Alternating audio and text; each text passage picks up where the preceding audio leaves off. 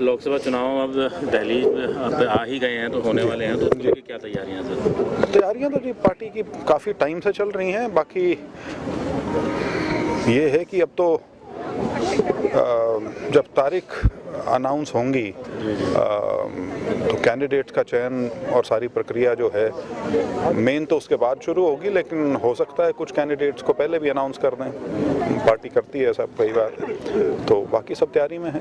तो हिसार का कार्यकाल आपका अगर आप देखें, पहला कार्यकाल आपका था, तो कैसा आप मानते हैं उसको? कार्यकाल ठीक था, लेकिन बहुत बेहतर हो सकता था, क्योंकि हमारे करीब पौने दो साल जो थे वो सिर्फ मेरे क्या खैर सभी के ख़राब हुए थे, लेकिन ख़ास तौर पे क्योंकि हमारे यहाँ कोरोना और कोरोना के बाद फिर किसान आंदोलन, दो चीज़ें साथ साथ हो गई थी, तो बाकी ठीक है, संतुष्ट हूँ। तो दावेदार कई हो गए हैं इस लोकसभा सीट को लेकर? मेरा हमेशा से इस बारे में मानना है कि जब दावेदारी ज़्यादा हो तो उससे आप किसी भी पार्टी की जो सेहत है उसका अंदाज़ा लगा सकते हैं। दावेदार वहीं होंगे जहाँ पे लोगों को संभावना नज़र आएगी। एक आपको पीछे भी कुछ दिन पहले बयान आया था कि अगर गठबंधन रहता है तो आप पार्टी छोड़ने की बात कर सकते हैं। नहीं, ये बयान क्या था, ये तो जो 2 अक्टूबर को रैली जींद में की गई थी उसमें सार्वजनिक रूप से इसकी घोषणा की गई थी।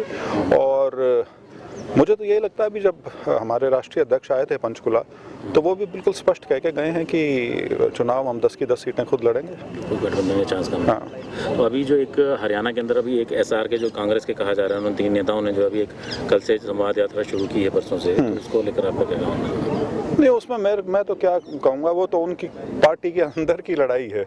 वो बीजेपी से तो लड़ नहीं रहा ऐसा लगता है। वो तो ऐसा लगता है कि आपस में कौन सा गुट भारी है पार्टी के अंदर, उस चीज़ की कवायद हो रही है। वो कुछ लोग तो ये भी कहने लग गया कि इस जो संवाद यात्रा 3 नेता निकाल रहे हैं उससे बीजेपी को भी फायदा होगा। नहीं, मैं वही कह रहा हूँ ना, उसको तो देख के लगता ही ऐसा है कि वो तो उनकी अपनी पार्टी के अंदर जो गुटबंदी है या गठबंधन, क्या जो अलग अलग गठ उनके बने हुए हैं, वो अपना शक्ति प्रदर्शन एक दूसरे को दिखाने के लिए कर रहे हैं। तो स्वाभाविक सी चीज़ है कि भाजपा को उससे फायदा होगा ही होगा।